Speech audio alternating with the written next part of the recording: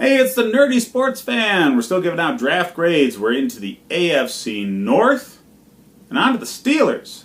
Now, obviously there's been a lot of turmoil with this team, okay? Bell sat out all last season. Antonio Brown demanded a trade and was really just huge drain on this locker room all last season. But the team has depth because the team drafts extremely well. So they did really well last season. I mean, they were on the border of playoffs. And when you have as much turnover and turmoil that they had last season, being just barely outside the playoffs, I mean, that's... yeah. They did well for what they had. I expect them to immediately bounce back and get right back into the playoffs because I don't think the Ravens are doing it again, especially with how much the Ravens lost. But this draft is a big part of it. They've needed a linebacker to do some damage in that defense since Shazier went down with injury, and they finally have him. They went up to pick number 10 and picked up Devin Bush Jr. Now, some had Bush as the better of the two interior linebackers that came in the first round. He's a more polished product.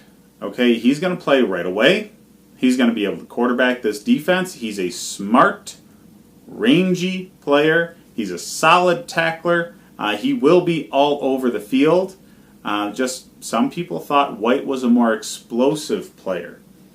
Being a more explosive player doesn't necessarily mean you're better. All right? Pinning somebody into the turf with a nasty tackle, I mean, it stops them only exactly as well as a good, solid technique tackle getting them down to the ground. And that good, solid technique tackle doesn't put as much damage on your body as if you were just labeling a guy. So I think Bush is more prepared to be a pro than Devin White was. So I think this is a fantastic pickup and exactly what the Steelers needed. Later on, Deontay Johnson out of Toledo.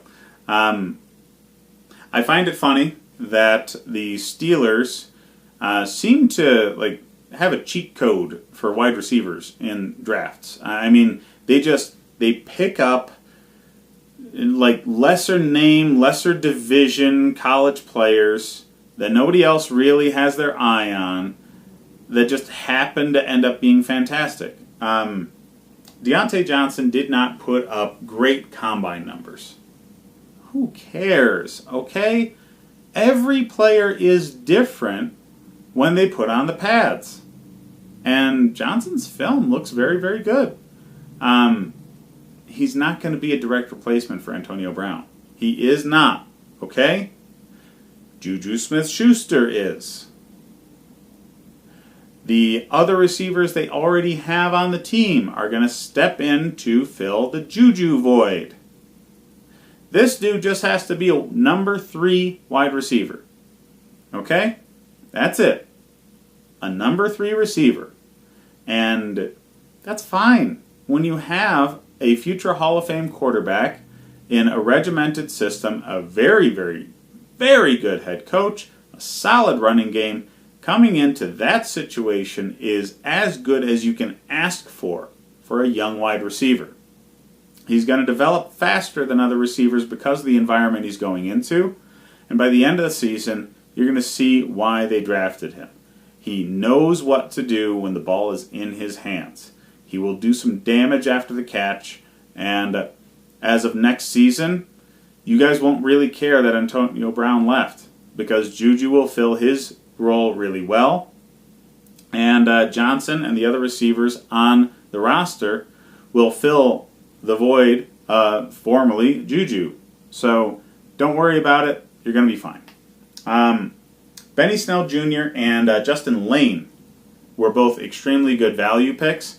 Lane is huge for a corner. The guy's 6'2", and he's still fast.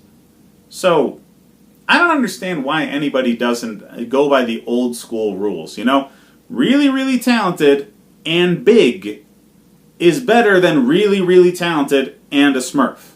Okay? So, yeah, Lane shouldn't have been available at this pick considering the corners that were drafted in front of him. And he's going to be fantastic in this defense long term. Zach Gentry. He's a monster. He's 6'8", okay? They're going to be able to get him in the red zone and get him touchdowns. He'll be an immediate impact as long as he can catch the damn ball. So, they did very good in this draft, as they always do. Pittsburgh is retooled and ready to go for another playoff run. Baltimore lost too much this offseason. Pittsburgh's going to be back in the playoffs and dangerous this year.